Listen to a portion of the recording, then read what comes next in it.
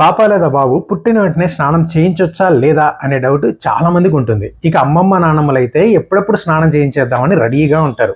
మరి వెంటనే స్నానం చేయించడం కరెక్టా కాదా, ఎప్పుడు స్నానం చేయించాలి అనేది ఈ వీడియోలో చూద్దాం. అప్పుడే పుట్టిన బేబీకి బాడీ మొత్తం ఒక వైట్ కలర్ కోటింగ్ ఉంటుంది. ఈ లేయర్ని మెడికల్ భాషలో ఏమంటారంటే వెర్నిక్స్ కేసియోజా అంటారు.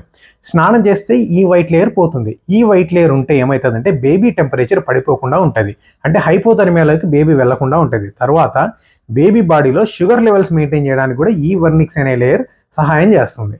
అంతేకాదు వెంటనే స్నానం చేయించే ప్రయత్నంలో మదర్ నుంచి బేబీని దూరం చేయడం జరుగుతుంది. అది కూడా కరెక్ట్ కాదు. మదర్ బేబీ బాండింగ్ అనేది చాలా ఇంపార్టెంట్. మరి ఇప్పుడు స్నానం ఎప్పుడు చేయించాలి అంటే WHO అంటే వరల్డ్ హెల్త్ ఆర్గనైజేషన్ ఏం చెప్తుందంటే పుట్టిన తర్వాత 24 గంటల వరకు స్నానం చేయించకుండా ఉండాలి అని.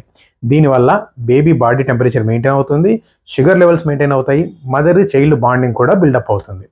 ఒక రోజు తర్వాత స్నానం చేయించాలి. అది కూడా కేవలం స్పాంజ్ బాత్ మాత్రమే ఇవ్వాలి. పూర్తి స్థాయి స్నానం అనేది చేయించకూడదు.